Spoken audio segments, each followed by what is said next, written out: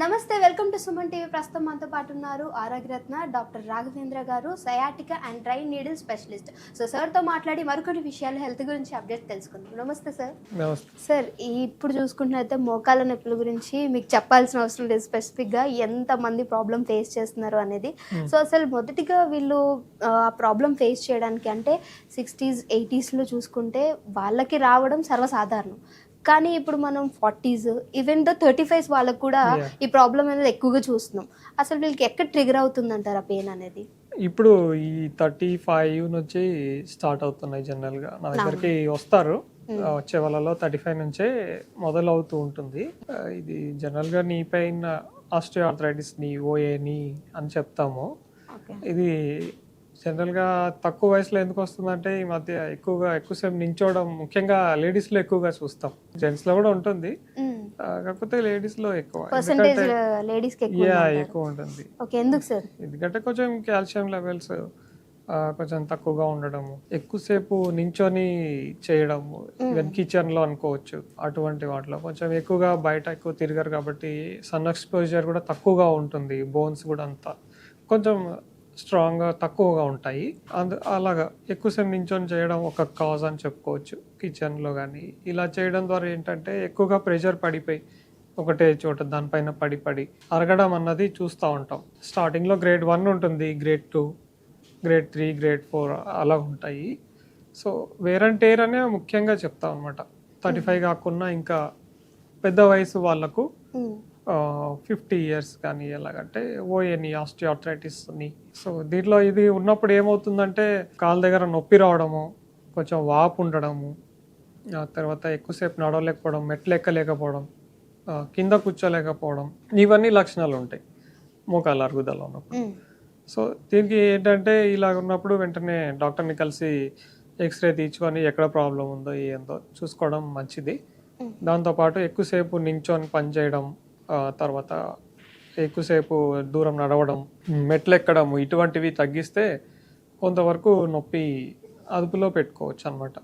అయితే సార్ మీరు అన్నారు ఇప్పుడు 35 ఏజ్లో కూడా వస్తూ ఉంటుంది ఇలాంటి వాళ్ళకి అని. అంటే ఇప్పుడు మనం 60s వాళ్ళని చూసుకుంటేనేమో సరే ఎక్కువ నడవకూడదు, కింద కూర్చోకూడదు అని చెప్తారు.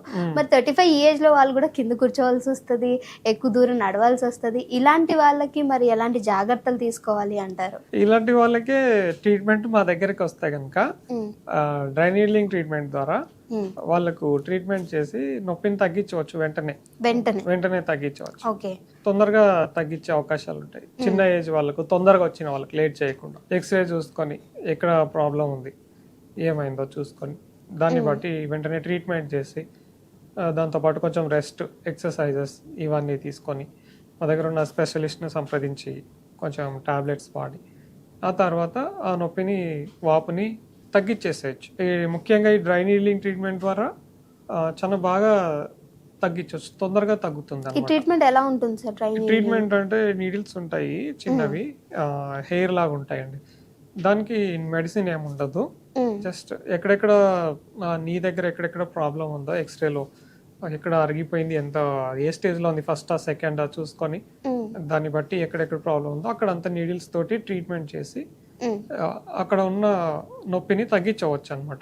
అలా దాని తర్వాత ఎక్సర్సైజెస్, కేర్, ప్రికాషన్స్ తీసుకొని వాళ్ళు తర్వాత హ్యాపీగా కింద కూర్చోవచ్చు, ఎక్కువ బయటకి వెళ్ళొచ్చు, మెట్లు ఎక్కొచ్చు, జాగ్రత్తలు తీసుకొని ఇవన్నీ చేసుకోవచ్చు. కాకపోతే 3rd 4th స్టేజ్ ఉన్న వాళ్ళు మాత్రం, అంటే చిన్న ఏజ్లో కాదు పెద్ద ఏజ్ వాళ్ళకి, అది 3rd 4th స్టేజ్ వాళ్ళలోనే చూస్తూ ఉంటాం. వాళ్ళు ఏంటంటే ఈ జాగ్రత్తలు కొంచెం ఖచ్చితంగా పాటించాల్సి ఉంటుంది ట్రీట్మెంట్ తర్వాత కూడా. సో అయితే వాళ్ళు ఎక్కువగా వాకింగ్ కానీ మెట్లు ఎక్కి దిగడం ఇలాంటివి చేయకూడదు అంటారు. తర్వాత ఎక్కువగా చేయకుండా ఉంటే కనుక నొప్పి కంట్రోల్లో ఉంటుంది. సో మన దగ్గర ఈ ట్రీట్మెంట్ అయినప్పుడు వాళ్ళకి ఎన్ని డేస్లో క్యూర్ అవుతుందని చెప్పగలమా? ట్రీట్మెంట్ తీసుకున్న తర్వాత వాళ్ళకు 1 week లోపు ఒక 30% 40% తగ్గడం జరుగుతుంది. మళ్ళీ వాళ్ళు నెక్స్ట్ విజిట్కి వచ్చినప్పుడు మళ్ళీ ఎక్కడ ప్రాబ్లం ఉంది, ఇంకా ఎక్కడ చేయాలో అక్కడ ట్రీట్మెంట్ చేసి ఆ ప్రాబ్లమ్ని క్లియర్ చేసేస్తాం అనమాట. అలాగా 3, 4, 5 times రావాల్సి ఉంటుంది వాళ్ళ ప్రాబ్లమ్ని బట్టి. సో కాసెస్ చెప్పారు, మరి దీనికి సంబంధించిన డైట్ ఏ విధంగా ఉంటే బాగుంటుంది అంటారు?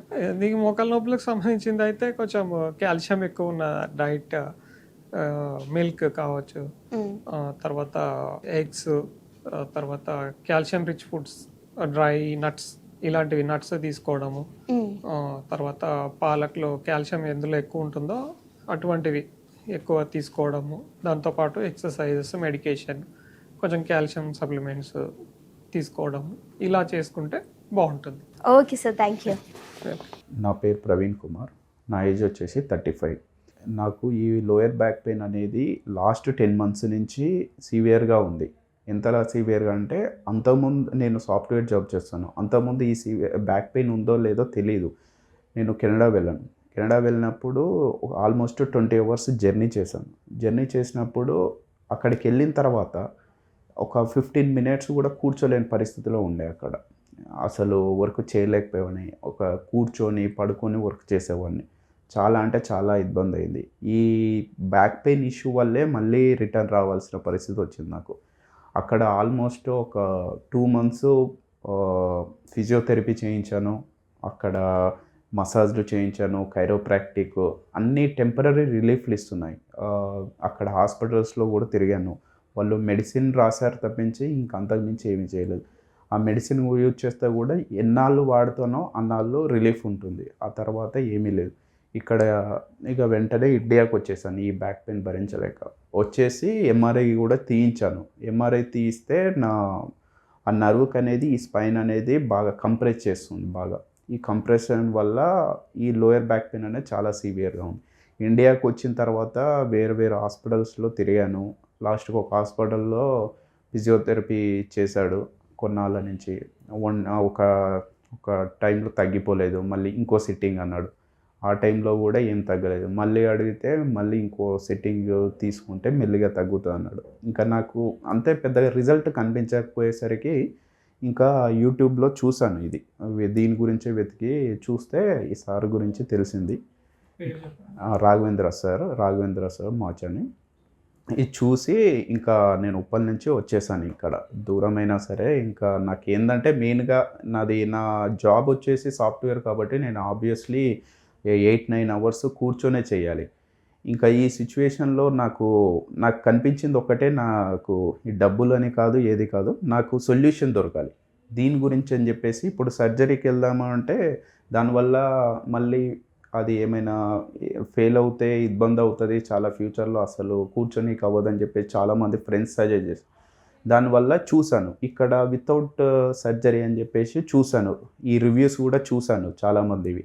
చూసిన తర్వాత నాకు కాన్ఫిడెన్స్ వచ్చింది. ఇక్కడికి వచ్చి ఇంకా ఇమ్మీడియట్గా అప్పుడే వచ్చేసి, మీరు టైం తీసుకోలేదు, ఇమ్మీడియట్గా నాకు చేసేయండి సార్ అని చెప్పేసి ఒక 15 days బ్యాక్ తీసుకున్నాను.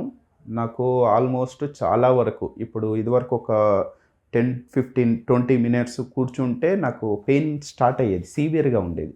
అది కంటిన్యూగా పడుకోవాల్సిన పరిస్థితి వచ్చేది. కానీ ఈ ఒక 1 week రెస్ట్ తీసుకున్న తర్వాత ఈ 4-5 days నుంచి కూర్చుంటున్నాను, డ్రైవింగ్ చేస్తున్నాను. వెరీ లైట్గా ఉంది ఇప్పుడు పెయిన్ అయితే. ఆల్మోస్ట్ 70-80% తగ్గింది. ఇప్పుడు మళ్ళీ కొంచెం క్లియర్ చేసేసాడు సార్. ఇంకా నేను హోప్ ఫర్ ద బెస్ట్, ఇంకా మొత్తం పూర్తిగా క్యూర్ అవుతుంది విత్ ఇన్ 10-15 daysలో అని చెప్పేసి నేను ఎక్స్పెక్ట్ చేస్తున్నాను. చాలా thanks sir. Welcome. Shri Raghavendra sciatica and disc bulge centre, doctor Machani Raghavendra, MPT neuro, sciatica and dry needling specialist, Australian treatment. Operation లేకుండా చికిత్స చేయుట మా ప్రత్యేకత. మీరు దీర్ఘకాలికంగా మెడనొప్పి, సయాటికా, సర్వైకల్ స్పాండిలోసిస్, నడున్నొప్పి, L4, L5 disc bulge, C12, C7 disc bulge, పాదం మడమ నొప్పితో బాధపడుతున్నారా? అయితే మమ్మల్ని సంప్రదించండి. For appointments Shri Raghavendra sciatica and disc bulge centre, rich towers ప్రక్కన, IDPL signal, Chintal, Jeedimetla road, Hyderabad. Phone numbers 9949630309 and 04035070961.